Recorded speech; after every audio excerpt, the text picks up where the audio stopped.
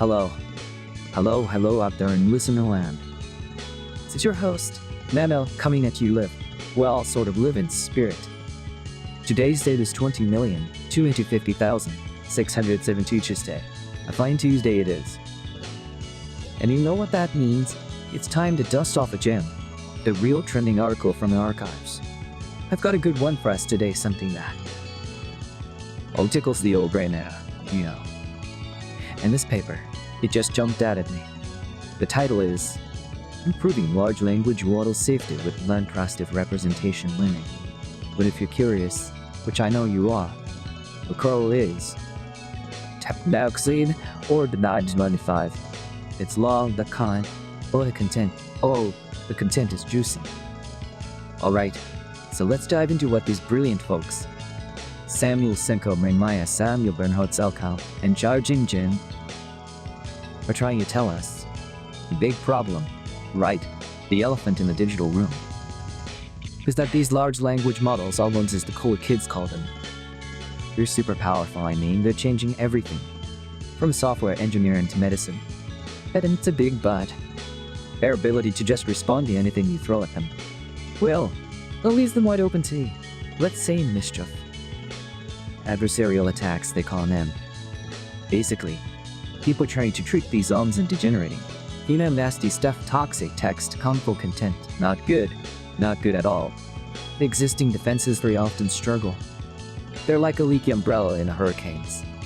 Can't quite handle all the different types of attacks. So this paper, it comes along with a fresh idea. They're proposing a new defense framework. And get this, they're framing model defense as a Contrastive Representation Learning problem. Well, for sure. Fancy, huh? What they do is they fine-tune a model, using something called a triplet-based loss, combined with, and I love this term, adversarial hard negative mining. Sounds like a metal band, doesn't it? The goal is to really encourage a separation between the good stuff, the benign representations, and the bad stuff, the harmful ones, inside the model's brain. And their experiments, all they showed works. The approach, they say, outperforms the older methods. The ones based on representation engineering makes the models more robust, tougher against these attacks, both at the input level, and even in the super tricky embedding space. And the kicker? It does this without messing up the model's normal performance on regular tasks. That's a win-win if you ask me. Now let's compare this to what was out there before. You had things like circuit breakers. The idea was to disrupt the model's harmful inner workings, make it spit out gibberish instead of bad content. Pretty clever, right? But this new triplet loss method is like an extension of that, a more natural way to get a clear separation between the good and the bad thoughts of the AI. Circuit breakers, you see, they didn't really focus on actively separating benign representations from harmful ones, or on making all harmful stuff look similar to the AI. So it just gives a generic response. Then there's repent representation video. They tried to improve on circuit breakers by using a different way to measure distance and trying to make harmful representations cluster together.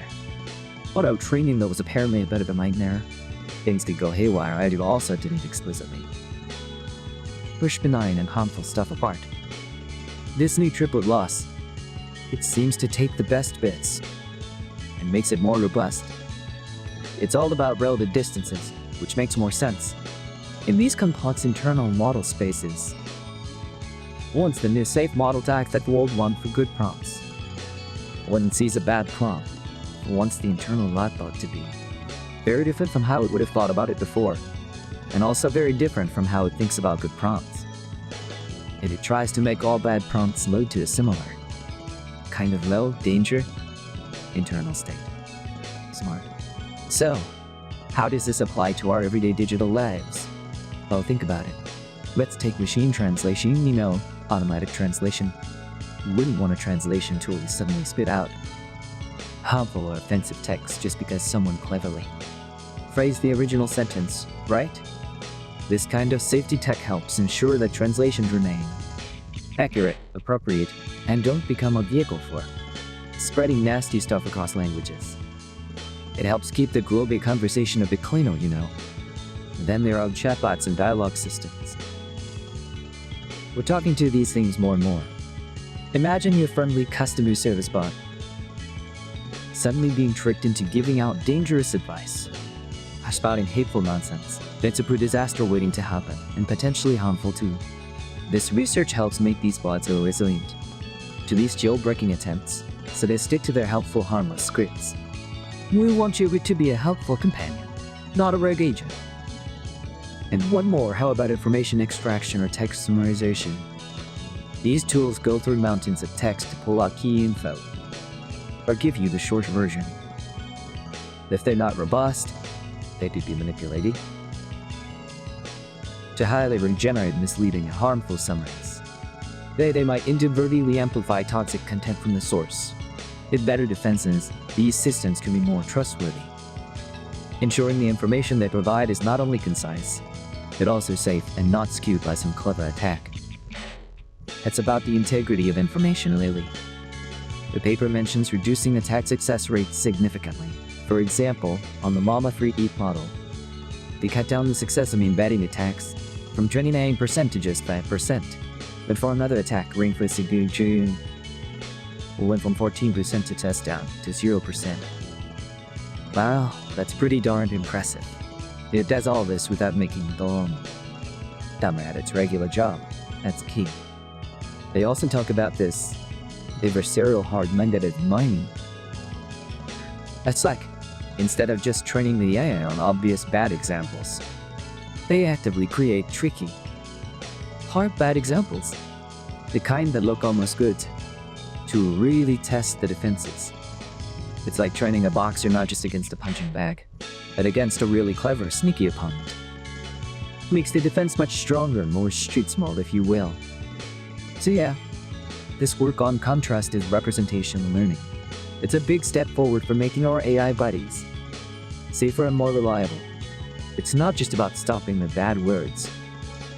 It's about understanding the internal thoughts of these models and guiding them towards safer, more beneficial behaviors. Fascinating stuff. Really makes you think about the future we're building with these amazing, and sometimes a bit scary, technologies. Right? That's all the time we have for this deep dive. Hope you found that as interesting as I did. Until next time, keep those thinking caps on.